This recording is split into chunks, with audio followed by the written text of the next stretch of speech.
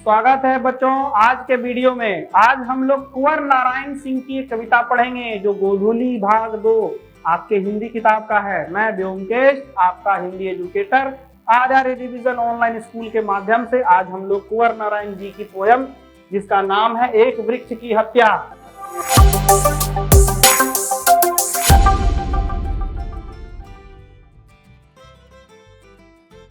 वृक्ष की हत्या नहीं करनी चाहिए। हमारे पर्यावरण अगर को बचाना है, हमें अपने आप को बचाना है तो वृक्षों को भी बचाना पड़ेगा। तो चलिए पहले लेखक परिचय पढ़ ले। कुंवर नारायण ये क्लास 10th का है, चैप्टर 7 होगा आई थिंक मेरे हिसाब से। कुंवर नारायण कौन थे, इनका जन्म कैसे हुआ और इन्होंने यह पोएम क्या लिखा नहीं लिखा इसके बारे में कहता है। कुंवर नारायण का जन्म 19 सितंबर 1927 ईस्वी में लखनऊ उत्तर प्रदेश में हुआ। कुंवर नारायण ने एक कविता लिखने की शुरुआत सन 1950 के आसपास की, यानी कि 27 से 50 यानी 23 साल की उम्र में वह कविता लिखने का शुरू किए।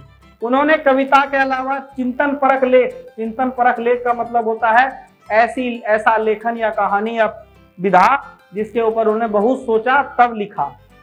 कहानियां, सिनेमा तथा अन्य कलाओं पर समीक्षाएं भी लिखी, किंतु कविता उनके सृजन कर्म में हमेशा मुख्य रही। लेकिन यह सब लिखने के बाद भी वह कविता पर ज्यादा फोकस किए सब दिन।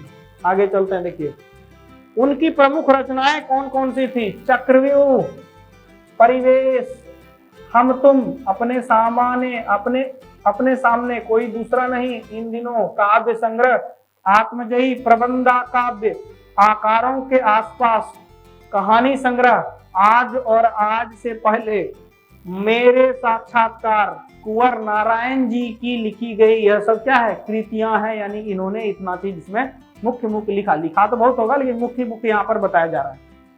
कुंवर नारायण जी को अनेक पुरस्कार एवं सम्मान प्राप्त हुए थे। साहित्य अकादमी पुरस्कार, कुमारन आसन पुरस्कार। अब याद रखिएगा कुमारन आसन पुरस्कार इनमें से किनको मिला है। कभी कभी दे देता है 50 ऑब्जेक्टिव में एक आध दो क्वेश्चन टेढ़िया ऐसा डालता है जो बनेगा नहीं, ठीक है। व्यास सम्मान, प्रेमचंद पुरस्कार, लोहिया सम्मान और कबीर सम्मान, इन सब से यह अलंकृत किए गए थे। कुंवर नारायण पूरी तरह नगर संवेदना के कवि थे। नगर संवेदना का मतलब होता है कि इनके अंदर इमोशंस था, लोगों को देखकर। प्रेमचंद पुरस्कार का मतलब था कि ऑब्जर्व करके लिखते थे। प्रेमचंद पुरस्कार तब मिलता है जब चिंतन परक विधाओं का लेखक या कवि बनता है कोई, ठीक है। क्योंकि प्रेमचंद जो है क्या थे, ऑब्जर्वर थे, लोगों को परिस्थितियों को देख करके उसकी कलम को अपने से लिखना शुरू करते थे। कुंवर नारायण पूरी तरह नगर संवेदना के कवि हैं। विवरण उनके यहाँ नहीं के बराबर है, पर व्यक्तिगत और सामाजिक ऊहापोह का तनाव पूरी व्यंजकता के साथ प्रकट होता है। आज का समय और उसकी यांत्रिकता जिस तरह से हर सजीव के अस्तित्व को मिटाकर उसे अपने लपेटे में ले जाना चाहती है, यानी कि आज हम जिस असीमित परिकल्पना में विकास की तरफ बढ़ रहे हैं, हम चाहते हैं कि हमारे जिंदगी में सब चीज का अनुभव और सब चीज का उपभोग प्राप्त हो जाए। वह क्या कर रहा है, यही लाइन, जिस तरह से सजीव के अस्तित्व को मिटाकर उसे अपने लपेटे में ले रहे हैं। कुंवर नारायण की कविता वहीं से आकर ग्रहण करती है। मनुष्यता और सजीवता के पक्ष में संभावनाओं के द्वार खोलती है। नई कविता के दौर में जब प्रबंध काव्य का स्थान लंबी कविताएं लेने लगी, तब कुंवर नारायण ने आत्मजयी जैसे प्रबंधक काव्य रचनाकार भरपूर प्रतिष्ठा प्राप्त की। उनकी कविता में व्यर्थ का उलझाव, अखबारी सीतापन, वैचारिक धुंध के बजाय संयम, परिष्कार और साफ सुथरापन है। भाषा और विषय की विविधता उनकी कविताओं के विशेष गुण माने जाते हैं। उनमें यथार्थ का खुरदुरापन भी मिलता है और उसका सहज सौंदर्य भी है। तुरंत काटे गए, अब इस कविता में हम क्या पढ़ेंगे कि तुरंत काटे गए एक वृक्ष के बहाने पर्यावरण, मनुष्य और सभ्यता के विनाश की अंतर व्यवस्था को अभिव्यक्त करती यह कविता आज के समय अपरिहार्य चिंताओं और संवेदनाओं का रचनात्मक अभिलेख है। यह कविता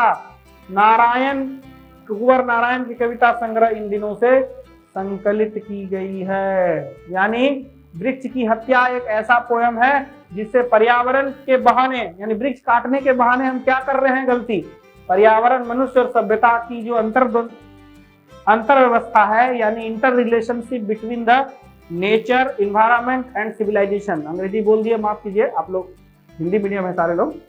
तो हमारा संबंध पर्यावरण, हमारी सभ्यता यानी हम मनुष्य, हमारा संबंध हमारे पर्यावरण से भी है और हमारे सभ्यता, संस्कार, संस्कृति, गांव समाज से भी है। इनके बीच का जो रिलेशन यानी संबंध है, अंतर संबंध यानी हमारा संबंध पर्यावरण से, हमारा संबंध समाज से, समाज और पर्यावरण का संबंध आपस में, वह अंतर जो व्यवस्था है उसका आघात होता है जब हम पेड़ को काट रहे हैं। लेखक क्या कहते हैं सुनिए। चलिए पोयम पर चलें। एक वृक्ष की हत्या क्या है?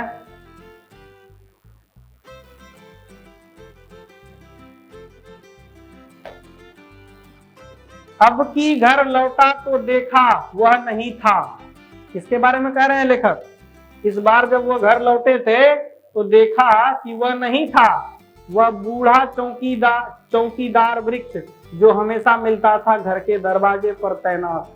लेखक कह रहे हैं कि इस बार जब वो अपने घर लौटे थे तो पुराना एक चौकीदार था हमारे घर का, वृक्ष के बारे में बोल रहे हैं। इस बार जब वह घर पहुंचे तो उनके दरवाजे पर वह पेड़ नहीं था, पुराने चमड़े का बना उसका शरीर, कहता इतना पुराना वृक्ष था कि उसकी खाल जो थी, चमड़ा, गाछ का जो छाल होता है, वह बहुत ही पुराना था उसका शरीर और वह सख्त जान था।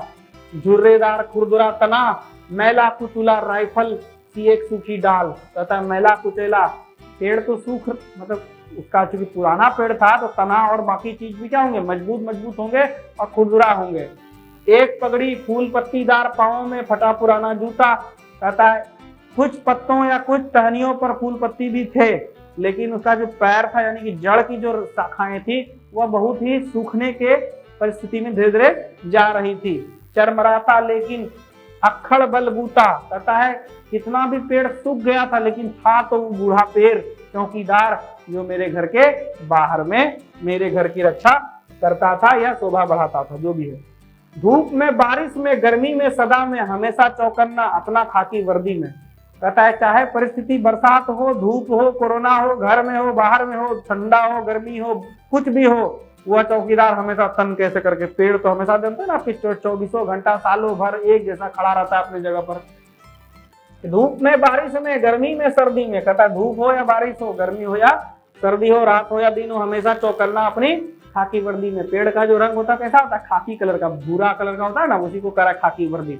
दूर से ही ललकारता कौन, जब उसको दूर से पेड़ को कोई देखता बोलता है देखिए वो जो पेड़ देख रहे हैं ना वही वाला घर है मेरा, अब तो दिखाने के लिए भी नहीं रहा।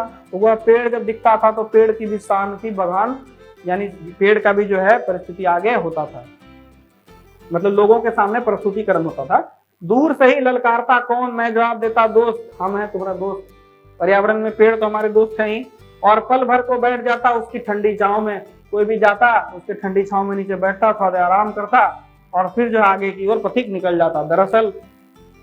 दरअसल शुरू से ही था हमारे अंदेशों में कहीं एक जानी दुश्मन, और लगता है कि हमारे में से कोई था जो कि इसको काट के हटाना सब दिन चाहता था। आगे, वह कि घर को बचाना है लुटेरों से, शहर को बचाना है नादिरों से। कितना अच्छा लाइन है। कहता है कि घर को बचाना है लुटेरों से। लुटेरों का मतलब क्या हुआ कि जो पेड़ काटने वाले हैं, समाज को डैमेज करने वाले लुटेरे। समाज में ऐसे लोग जो समाज में रहकर सभ्यता का पाठ करते हैं लेकिन भीतर ही भीतर क्या करते हैं, समाज को खोखला भी बनाने का काम करते हैं। उस लुटेरों से घर को क्या करना है, बचाना है, शहर को बचाना है। ठीक है, नादिरों से, नादिर का मतलब बनियों से, बेचने व्यापारियों से। ठीक है, देश को बचाना है देश के दुश्मनों से, और देश को भी बचाना है देश रूपी दुश्मनों से। बचाना है नदियों को नाला हो जाने से। प्रकृति को बचाना पड़ेगा, नदियां नाला हो जाती है। भागलपुर आइए, आप देखिए भागलपुर में गंगा जी, बुढ़ानाथ से लेकर के उधर नाथनगर के बीच में गंगा जी नाला बन जाता है। ठीक है, हवा को धुआं हो जाने से, खाने को जहर हो जाने से।